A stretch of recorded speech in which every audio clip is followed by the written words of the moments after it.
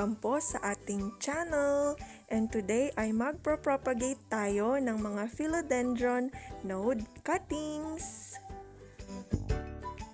Ito po ay cutting ng Philodendron Red Anderson. So ayan, makikita nyo po, meron na siyang sprout. Later, huhugasan po natin ito para malinisan siya. Ayan o, yung sprout. Meron pang isa dito. Hanapin natin. Ito. Ayan po yung isang sprout sa kabilang node. So, lilinisan po muna natin ito. Ayan. Nahugasan na siya. So, ayan, mas kita nyo na yung lumabas na sprout. At ngayon, gumamit po tayo ng na-disinfect na panghiwa. Cut natin siya dito. Siguraduhin lang po natin na i-cut natin siya sa gitna ng mga nodes. Yung may guhit-guhit na yan po yung mga nodes. Pagkatapos ay atin pong i-air dry yung ating mga cuttings ng 30 minutes to 1 hour. Pagkatapos ng 1 hour, ito na po yung itsura ng ating air-dried cuttings. Naglalagay din po ako ng cinnamon powder para makatulong sa pag-ugat nito at syempre para maiwasan po yung pagkabulok ng ating mga cuttings. Well, ito ay nabasa ko lang din po sa Google and nasubukan ko naman na. So, gusto ko lang din pong i-share sa inyo since effective naman siya. So, please stay tuned hanggang dulo para makita nyo po kung gaano ka-effective itong paraan na ito doon sa mga naunang cuttings na na-propagate ko na earlier. Magbibigay po ako ng update sa mga ito. I-propagate na rin po natin yung top cut ng ating Philo Red Anderson. Ito, meron na siyang roots. Lalagyan lang natin ng coco fiber para hindi mag-dry. Pero yung area na to, ito yung pinagputulan, i-air dry natin for 30 minutes. Etong isang top cut, mas marami siyang fresh roots. So itatanim ko na siya, lalagyan ko na ng ating potting mixture. Ayan. So bahala na po kayo kung anong preferred nyong medium.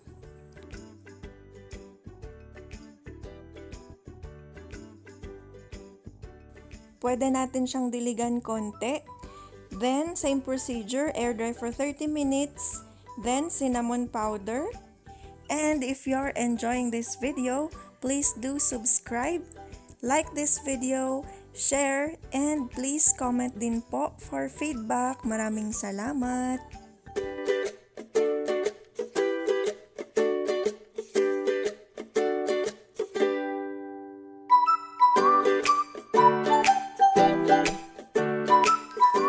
So now, itatanim na po natin yung ating Philo na top cut. Yung gamit ko pong medium is pinaghalo-halong konting compost, coco peat, dried leaves, yung luma or yung decomposed na rice hull. Yan po, pinaghalo-halo lang, tapos konting coco fiber sa ibabaw para ma-maintain yung moisture. Minsan naglalagay din po ako nito, neem cake. Binubudbud ko lang siya dito sa may ating medium to prevent root rot. Yun ang claim nito. At saka mapatay yung ibang peste sa lupa. I-cut na rin natin tong mga dried na aerial roots para tumubo yung mga bagong roots niya. Ayan. Then, lagay tayo ng coco fiber sa ibabaw for moisture. Sunod na nating itanim yung ating cuttings. Ito yung isang may sprout. Lalagyan lang din natin ng ating medium. Pero half part lang nung cutting yung naka-lublob or nakabaon sa lupa. Then same, lagyan natin ng coco fiber sa ibabaw. Yung part ng node na may sprout, yun dapat yung nakaangat. Facing upwards yan siya. Syempre, para mas madali na lang para sa ating sprout na makalabas.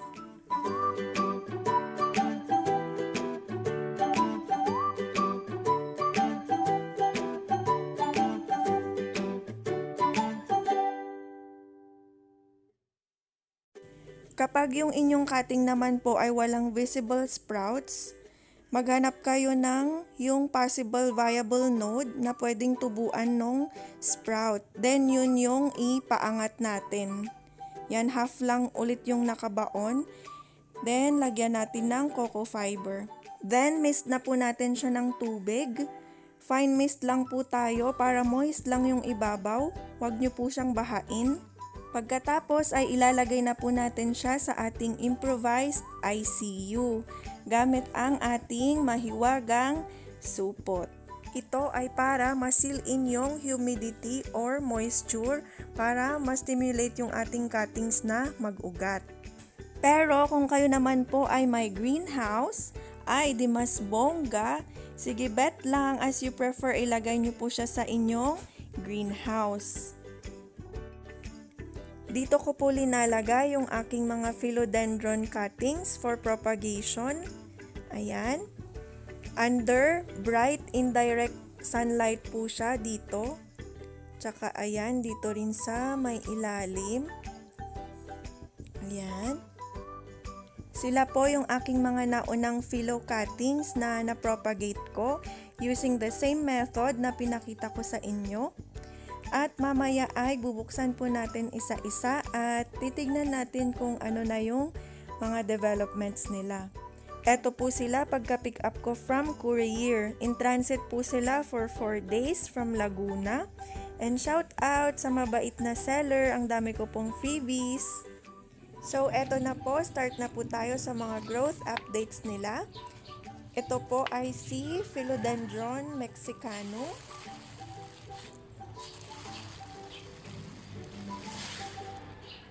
Bakit may roots dyan? Wow.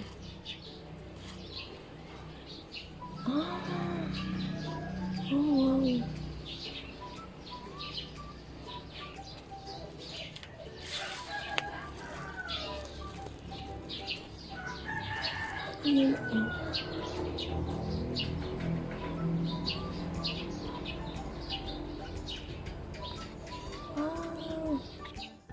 Nagulat din ako sa bilis ng development ng roots nito.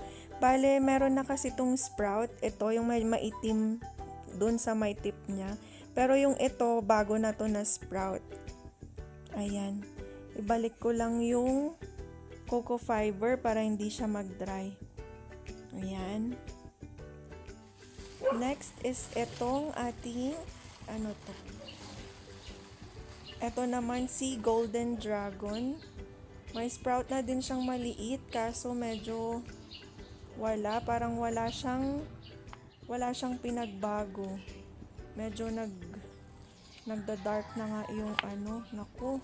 Yan, sana naman ay magka-roots na din to.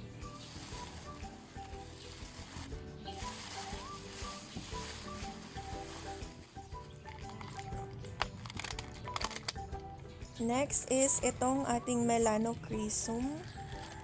Ito, meron na rin siyang leaf, ayan.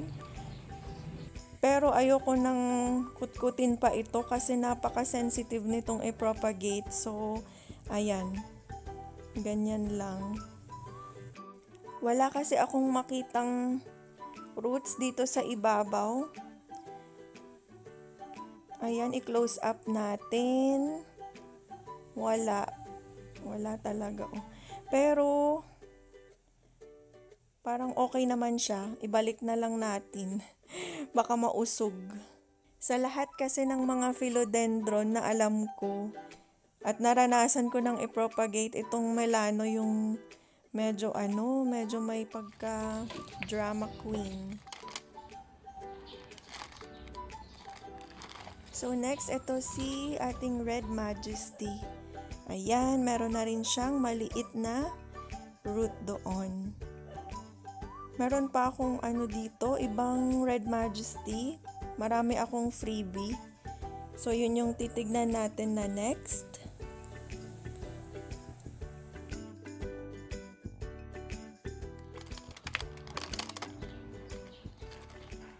Wow, eto siya. So ito, mas mahaba yung roots niya. At meron na rin siyang maliit na sprout ito. Ayan. Yung isa kaya, ito. Ayan, meron na din siya. Maliit na papalabas na sprout. Ito naman yung mga hindi ko in-ICU. Linib ko lang siya as is, pero minimist ko naman. Pero ayan, mukhang wala pa silang walang signs of life. Ayan, oh. Ayan. Meron din itong isa. Ito hindi ko rin in-ICU, pero ayan, meron din naman siyang lumabas na sprout. Nag-experiment lang din kasi ako, kaya itong mga iba hindi ko in-ICU to see the difference. So I guess, depende rin ata minsan sa klase ng philo, yung rate of survival nila. Kasi itong isa ding ito, Hosebuno rin ito. And look, ayan, ipapakita ko sa inyo yung kanyang maraming roots.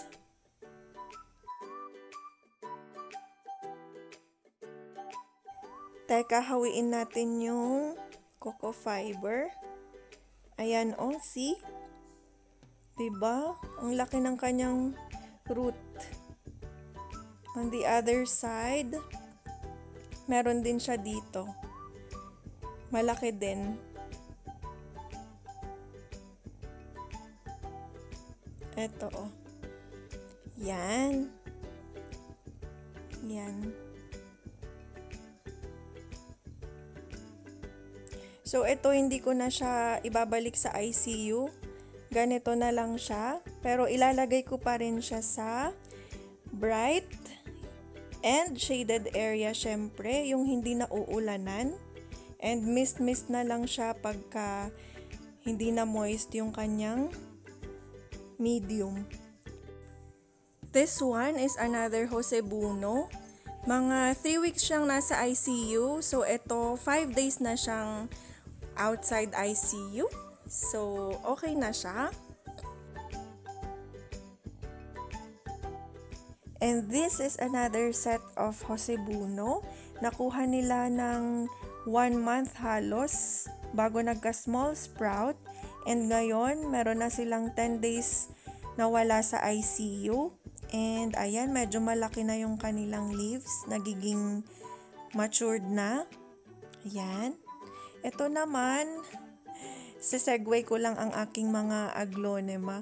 Ito yung na-feature ko previously sa ating isang video. Ito na sila ngayon. Yan. So, panoorin nyo po how to propagate aglonema. Meron din po tayo niyan. Thank you so much for watching!